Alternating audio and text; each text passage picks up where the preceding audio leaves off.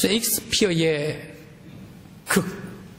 단막 극, 바로 이 시저가 있습니다. 줄리어스 시저라는 그런 단막 극에 모든 사람들은 시저가 황제가 되는 것, 시저가 로마 제국의 황제가 되는 것을 무지무지 아주 두려워했습니다. 제일 먼저 원로회가 두려워했죠. 그러면서 신하들도 두려워했죠. 시저의 사랑을 많이 받은 브루투스도 아무래도 권력이 한쪽으로 집중되면 우려가 있다라고 생각을 하면서 양자된 이 브루투스도 염려를 했습니다. 그런데 로마의 백성들은 바로 이 시저가 이 권력에 취해 있는 것, 권력에 취해 있는 이라는 것을 모든 사람들이 알고 있으면서도 말리지를 못했습니다. 로마의 모든 백성들이 시저를 권력에 취하도록 만들었기 때문입니다. 시저가 가는 곳곳마다 시저한테 뭐라고 얘기를 합니까? 시저는 위대하다. 원로원도 시저는 위대하다. 신복들도 시저는 위대하다. 백성들도 시저는 위대하다. 군인들도 시저는 상인들도 시저는 다 위대하다 위대하다라고 해놓으니까 시저는 이러한 얘기만 듣고 사니까 가는 곳곳마다 시저 자신은 절대적인 영원한 위대한 사람인 줄 알고 살아갔습니다. 그러니까 시저가 자기의 목소리를 듣지를 못하는 거예요. 그래 많은 사람들 가운데 이게 자기 자신을 알지를 못하기 때문에 겸손하지를 못했습니다. 교만해버리고 말았습니다. 자기가 위대하니까 겸손할 줄을 몰랐습니다. 겸손할 줄을 모르니까 백성들을 섬길 줄을 모르고 신하들의 아픔도 모르고 신하들의 괴로움 그리고 용서해 줄 줄을 모르는 사람이 시저였습니다. 한 신하가 자기 동생이 죄를 짓고 변방으로 멀리 떠나갔습니다. 그래서 시저에게 자기의 동생을 용서를 해달라라고 간청하고 또 간청을 했습니다. 그런데 시저 황제는 이 간청을 완곡하게 거절해버리고 말았습니다. 당신 동생을 용서를 해주면 다른 사람들 신복들도 죄 짓는 사람 많을 텐데 너도 너도 다 용서를 해달라. 그래 다 용서를 해줘버려야 될 것 아니냐. 그러니까 너만 용서해 줄 수가 없다라고 완강하게 거부해버리고 말았습니다.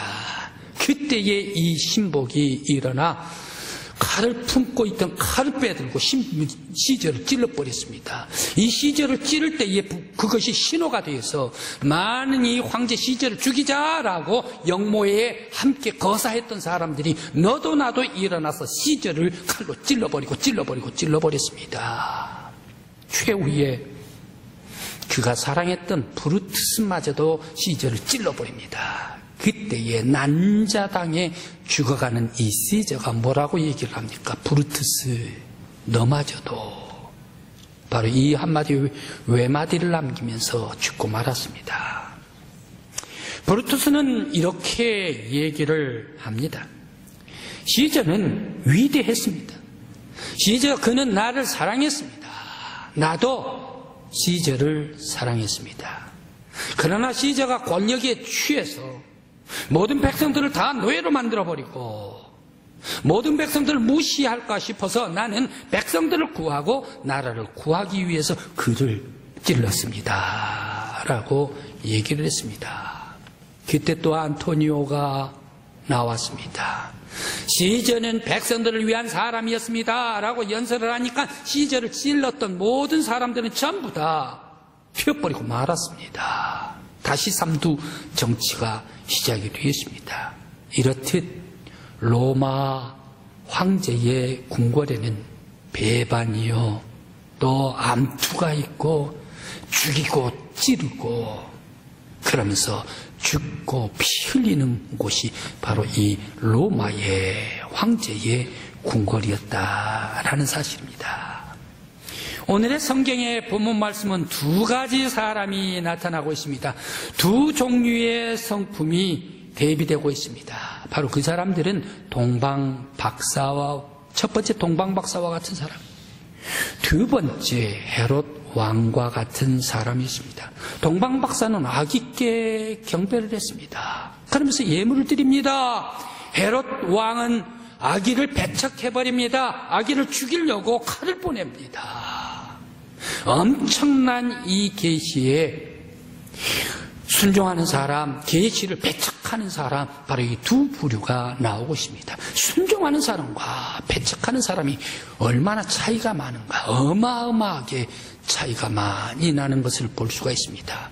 오늘 성령님께서 오늘 말씀을 통하여 하나님의 말씀을 전해 주실 때에 성령 안에서 우리에게 지혜를 주셔서 말씀의 은혜를 받을 수 있는 시간이 되시기를 간절히 기원합니다.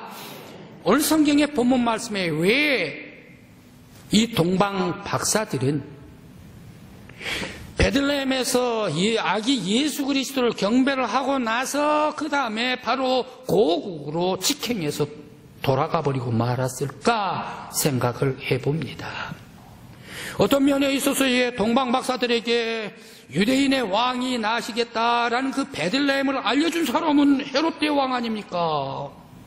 헤롯 대왕이 모든 성경 박사들에게 어디가 아기 유대인의 왕이 태어날 것이냐라고 얘기를 물었습니다. 그때 베들레헴입니다 라고 얘기를 해서 이 헤롯 대왕이 동방 박사들에게 가르쳐 주지 않습니까? 가르쳐 주면서 당신들이 이 아기 예수, 유대인의 왕에게 경배하고 가면 나도 유대인의 왕에게 따라가서 경배를 하겠습니다.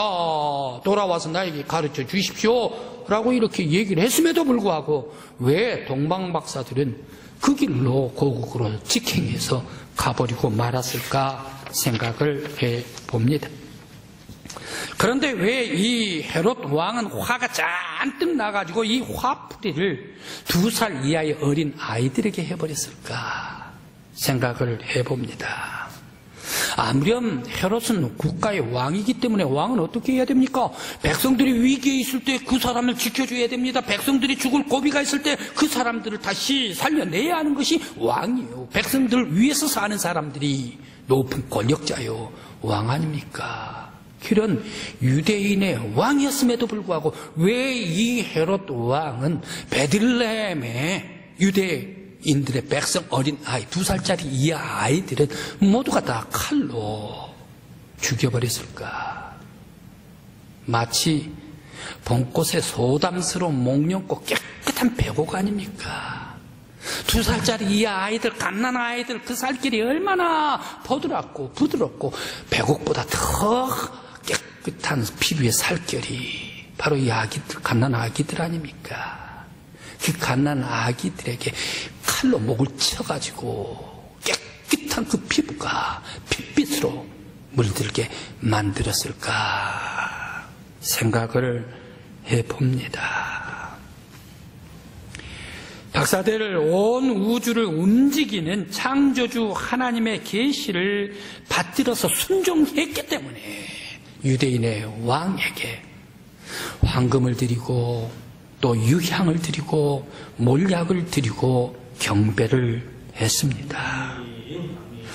그들은 헤롯 왕이 자기들에게 와가지고 얘기를 하라라고 헤롯 왕이 말을 했지만 동방 박사들은 헤롯 왕의 말을 듣고 움직이지를 않았습니다. 헤롯 왕의 말을 듣고 행동하지를 않았습니다. 오직 하나님께서 주신 바에 계시를 받들어가지고 그들은 꿈에서 계시해 주실 때에 그냥 헤롯 왕의 궁궐에 가지를 않고 고국으로 직행해버리고 말았습니다.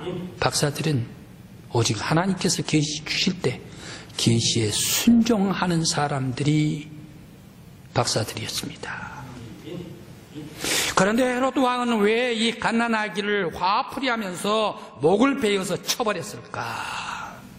그는 악마였기 때문입니다. 헤롯은 자기의 욕망, 권력, 욕심에 따라 질투가 머리끝까지 뻗쳐 있는 사람이었습니다. 마귀였습니다. 마귀의 화신이었습니다. 그래서 하나님의 계시의 파괴자였기 때문에 갓난 아기들을 피로 물들여버리고 죽이고 말았습니다. 모든 세상의 땅에 살아가는 사람들은 어떻습니까? 하나님의 뜻이라면 왕도 하나님의 뜻에 따라 살아야 합니다.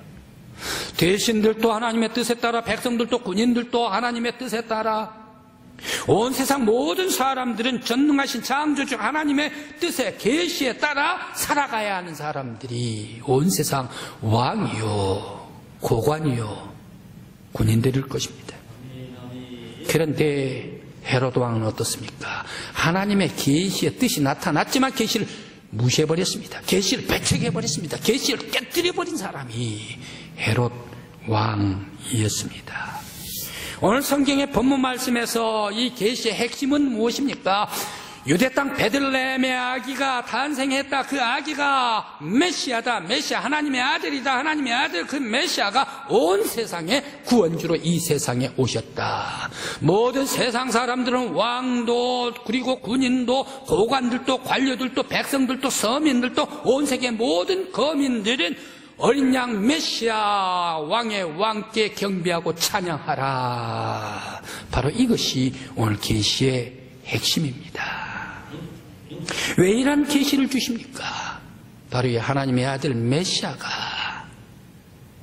구세주이시기 때문에 온 세상 모든 사람들, 왕도, 원로원도, 군인도, 백성, 서민들도 할 것 없이 모든 인간들의 죄를 다 용서해 주시고 씻어 주신 우리의 구세주이시기 때문에 너희들은 구세주, 유대인의 왕에게 경배하고 찬양하라 라고 말씀을 주셨습니다.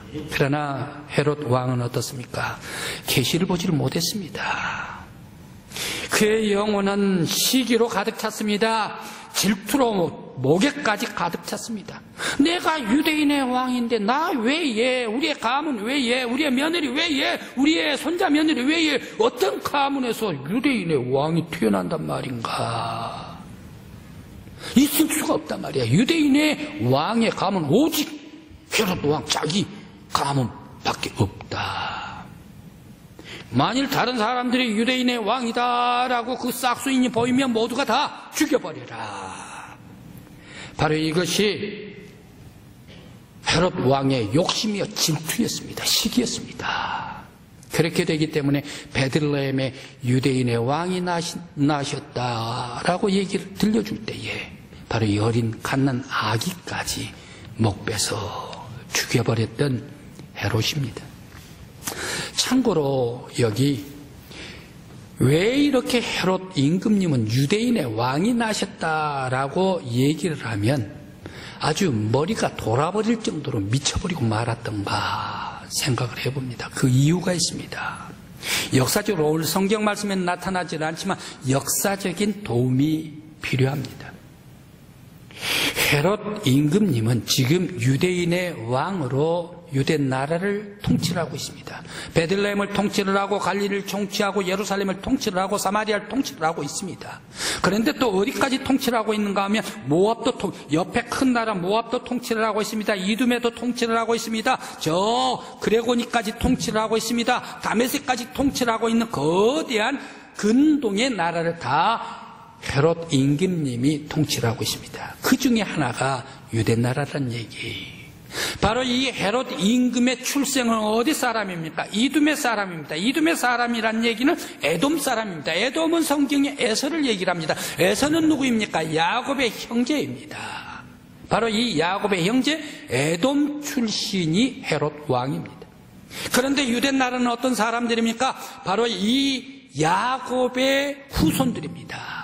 에서의 형제인 야곱의 후손들이기 때문에 이 사람들이 유대인들이기 때문에 유대인들은 항상 야곱의 백성들이기 때문에 에서니 이두메니 저 다메섹인 이란 사람들은 모두가 다 이방 사람들이었습니다. 그렇기 때문에 유대 사람들은 어떻습니까? 철저하게 유대인의 왕, 유대인의 메시아를 기다리고 있었던 백성들이었습니다. 그렇기 때문에 바로 이 이두메 출신 헤롯 왕이었기 때문에 유대 사람들이 유대인의 왕이라 그러면 그 이름만 들어도 아주 머리가 뻗칠 정도로 아주 머리가 돌아버리고 미쳤던 사람이 바로 이 헤롯 왕이었습니다. 그래서 내가 유대인의 백성들에게까지, 온 백성들까지 다 통치를 해야 되는데 내가 아닌 다른 유대인의 왕이 어디에 있겠는가? 나를 그러면 영모를 해서 반란 일으켜서 쿠데타를 일으킨단 말인가? 아기가 태어나가지고 그 아기에게 쿠데타 빌미를 주어서는 안 된다. 싹순부터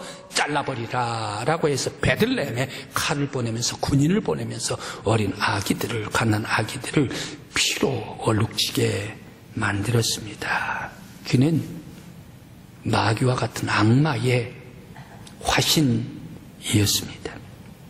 오늘 성도 여러분, 우리 주변 가운데에 바로 이 헤롯과 같은 사람 가까이 가지 않기를 간절히 기원합니다.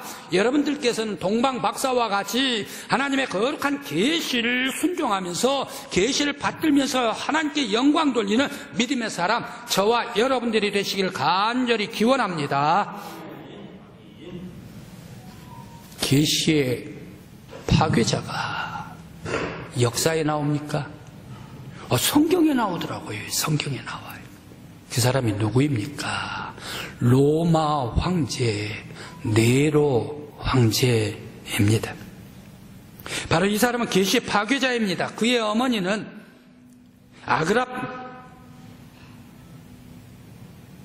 그의 어머니는 바로 아그리피나로 칼라큘라 로마 황제의 동생이 있습니다. 그러니까 공주였죠.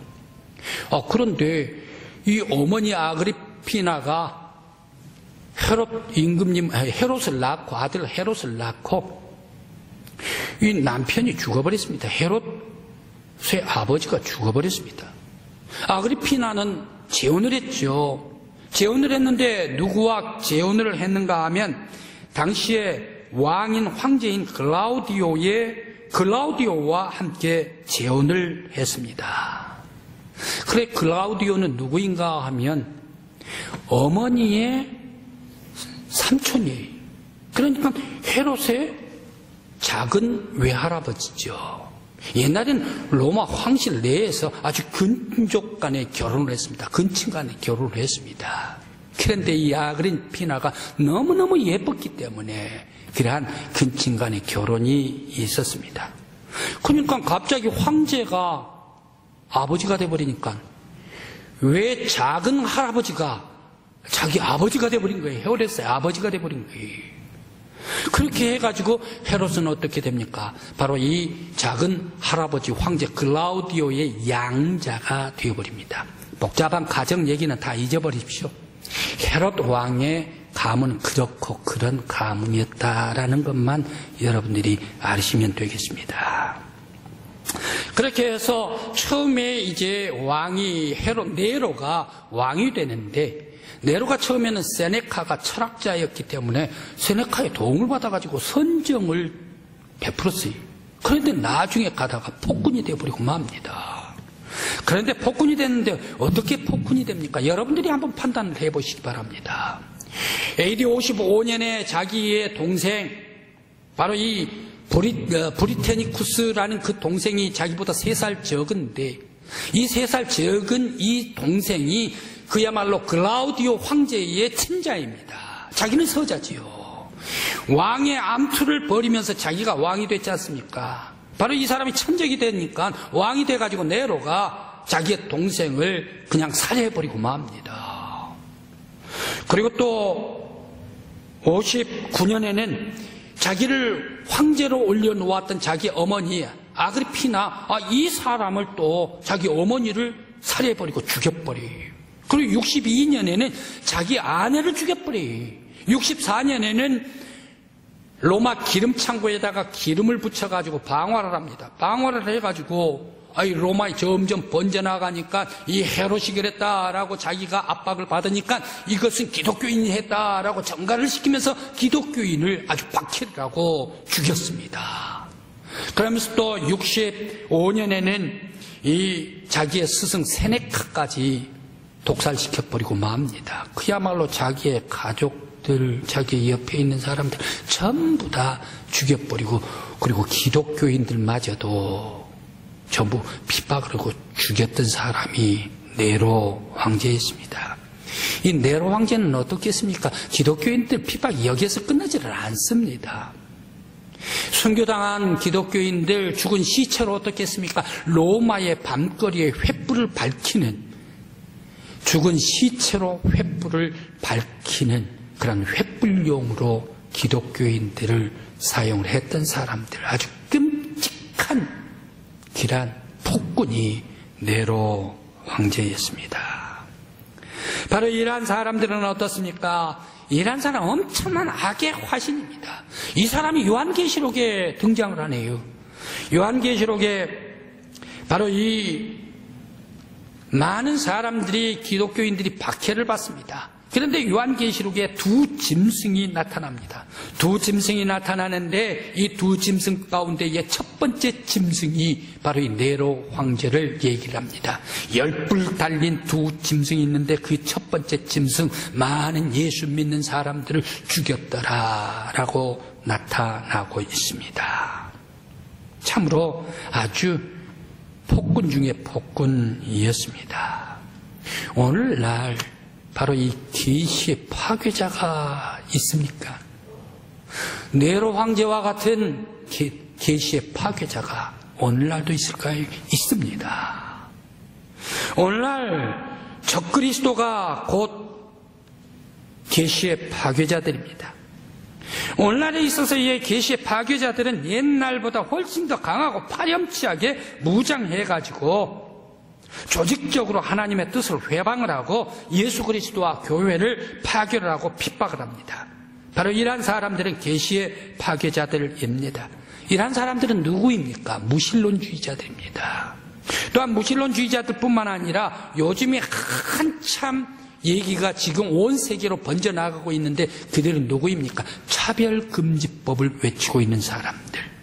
그러면서 성소수자 인권 보호를 외치는 사람들, 성적 지향성을 말하는 사람들, 이러한 사람들이 아주 도덕도 없습니다. 윤리도 없습니다. 그러면서 우리들은 자유다 말이야. 누가 나의 자유를 억압을 하는가? 우리 하고 싶은 대로 하란 말이야.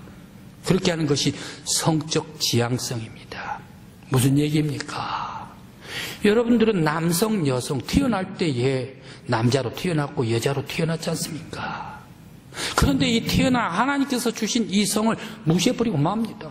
내가 비록 남성으로 태어났다 하더라도 내가 여성으로 살고 싶다. 그래서 내가 여성이다. 그러면 그렇게 살란 얘기. 내가 태어날 때 여성으로 태어났는데 내가 남성으로 살고 싶다. 그러면 그렇게 살란 얘기.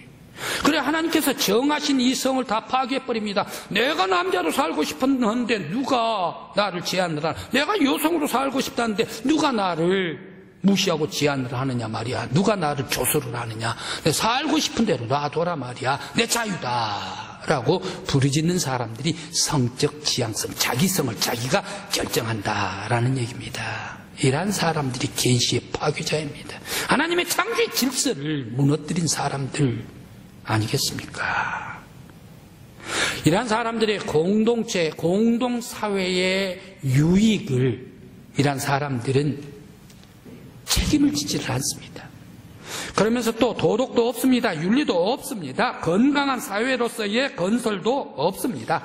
자기 하고 싶은 대로 마음대로 쾌세라 세라 먹고 마시고 사회가 파괴가 되든지 사람이 병들든지 아니면 곁에서 사람이 죽어가든지 아니면 어린아이들이 깜짝 놀라든지 상관하지를 않고 내가 마음대로 내 자유를 발산을 하라. 그런데 내가 마음대로 살려고 자유를 발산하려고 하는데 자꾸 내 자유를 막는 것이 있다. 그분이 누군가? 하나님이 나의 자유를 막는다. 예수 그리스도가 나의 자유를 막는다. 성경이 나를 제한시킨다. 속박시킨다 말이야. 교회가 그러지 말라라고 속박시킨다. 바로 이러한 하나님은 계시를 않다. 예수님을 없애버리라. 교회는 파괴시켜버리라. 성경은 캐캐묵은 옛날 책이라고 얘기를 하라. 나의 자유를 누가 속박시키는 온 세상에 가장 위대한 사람은 나밖에 없어. 바로 이것이 오늘날 자유주의요, 무신론주의자들이요, 계시의 파괴자들입니다. 이러한 사람들이 자기 자유를 제한한다 하면서 거세게 무장을 해가지고 예수 그리스도를 공격을 하고 교회를 파괴를 하고 적그리스도, 바로 이 세상의 악한 사탄 마귀입니다. 우리들은 지금 영적으로 이러한 거세게 도전하고 있는 이러한 영적인 계시 파괴자들을 다 물리칠 수 있도록 우리들은 더욱더 성령 안에서 예수의 십자가로 믿음으로 신앙으로 무장해야 할 줄 믿습니다. 그렇게 함으로 말미암아 이 오늘날 영적인 계시 파괴자들을 다 물리치고 승리할 수 있기까지 기도하면서 말씀 위에 서면서 오직 하나님께 영광 돌리고 교회 하나님의 교회와 예수 그리스도의 나라를 위하여 주님 앞에 기도하고 힘껏 달려나가는 저와 여러분들이 되시기를 간절히 기원합니다. 계시에 순종자가 있습니다. 바로 그분은 누구입니까? 사도 요한입니다. 사도 요한은 처음 예수님으로부터 제자로 부르심을 받을 때 배에서 그물을 깁다가 예수님으로부터 택함을 받고 제자가 되었습니다. 제자가 되고 나서 많은 다른 제자에게 엄청나게 왕따도 당했습니다. 엄마 찬스를 쓰다가 말입니다. 엄마가 치맛바람을 일으켜서 우리 두 아들한테 높은 데 주십시오라고 해가지고 엄마 찬스를 쓰니까 다른 제자들 그러면 네가 우리죠, 네가 줘야지 다 돼버리냐 말이야 라고 욕개나 많이 먹었습니다. 그러면서 또 이 요한은 어떻습니까? 성품이 굉장히 괴팍하고 강한 사람 아닙니까? 그럼에도 불구하고 이 요한, 사도 요한은 예수님께서 결정적인 사역을 할 때마다 가까이 예수님 가까이 비어나서도 올라가고 예수님의 최후의 치료를 받을 때도 그 곁에 있었던 사람이 사도 요한이었습니다. 그런데 이 사도 요한이 AD 95년경에 도미티안의 핍박을 받게 됩니다. 그로부터 한참 50년 전에 바로 이 예루살렘에 핍박이 오니까 저 에베소로 옮겨갑니다. 소아시아로 이주를 합니다. 그러면서 소아시아 7교회를 잘 돌봅니다. 7교회가 잘 믿음 안에서 성장하고 있는데 거기에서 도미티안 황제가 나타나가지고 박해를 합니다. 도미티안 황제가 박해를 하는데 이 사도 요한을 죽이라라고 하면서 끓는 물에다가 데쳐서 죽여버리라. 물속에 집어넣었는데 죽지를 않아요. 그러니까 그 집어내가지고 반모섬에다가 유배를 시켜버리고 말았습니다. 반모섬에 가가지고 이 사도 요한이 하늘문이 열리고 계시를 봅니다. 바로 그 속에서 반모섬에서 썼던 책이 요한계시록입니다.